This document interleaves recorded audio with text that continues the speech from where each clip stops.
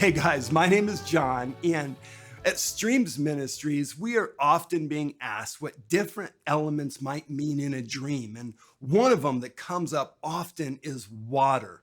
Now, water can be in so many different dynamics, different situations, different circumstances. So let's talk about a few of the different things that it might mean. Because when we think of water, one of the first things that comes to mind for those of us that have been around Christianity for a period of time is the Spirit, where it talks about that rivers of living water will come from their bellies. And he was talking about the Spirit that was yet to be poured out on believers. And so we think of rivers, we think of water, we think of Spirit, but not all water talks about the Spirit.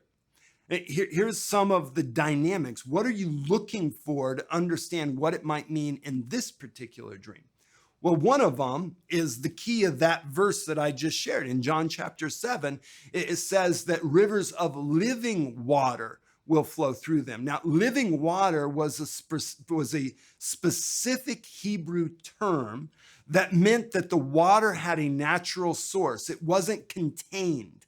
It's the difference in Ezekiel of the river that flowed and then the pools, the marshy places that didn't flow.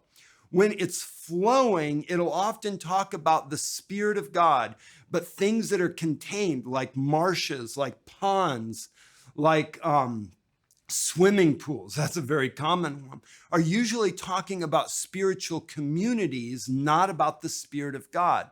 The Spirit of God is often portrayed as a stream, as a river, as a rushing river. There's a flow that usually represents when it's the Spirit of God. And so take a look at the context. I've interpreted numbers of dreams where pools would represent the spiritual community. It could represent the church that they were in or the spiritual arena of the community that the person lived in, maybe the town that they lived in or the neighborhood that they lived in. They would see a pool and it would tell them about what was going on in that spiritual community and the spiritual aspect of that community. What about lakes? What about huge oceans or seas? Well, that can represent a few different things. You have the glassy sea that's found in Revelation that's before the throne of God. It's very smooth. There's no waves. This is a sea. It's made out of glass, or it looks like it's glass. That represents the presence of the Lord. It represents heavenly atmospheres. But a normal sea you have in another place in Revelation where it talks about the beast, coming out of the sea.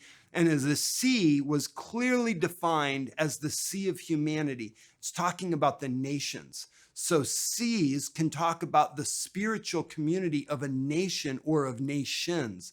The ocean could talk about nation or nations. And so when you see large bodies of water like that, it's probably more talking about nations or about large communities than it is about smaller communities like a neighborhood or a church.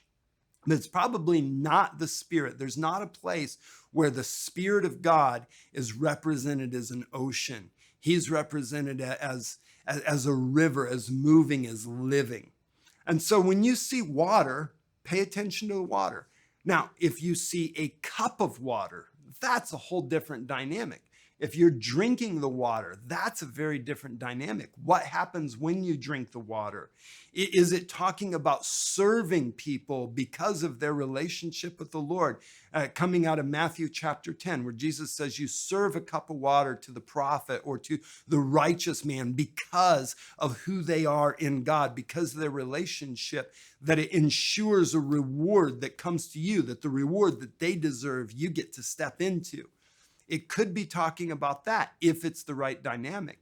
It could be talking about serving someone that's in need, giving a cup of cold water to one of these little ones because they're a brother or sister, because they belong to Jesus. And that's just talking about serving those that are in need, giving them the basic necessities of life.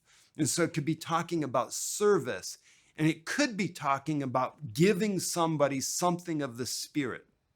Now, again, the context is really what's going to help you to understand that. So pay attention when you see water in dreams. It can mean a few different things. Something spiritual, most likely. But what's the context? Is it a river? Could be a move of God that's coming through. It could be the river of living water, which is the Spirit when the Spirit gets poured out. Is it an ocean or a sea? Could be talking about nations, or a pool could be talking about your church or your city or your neighborhood. That is an interesting dream element.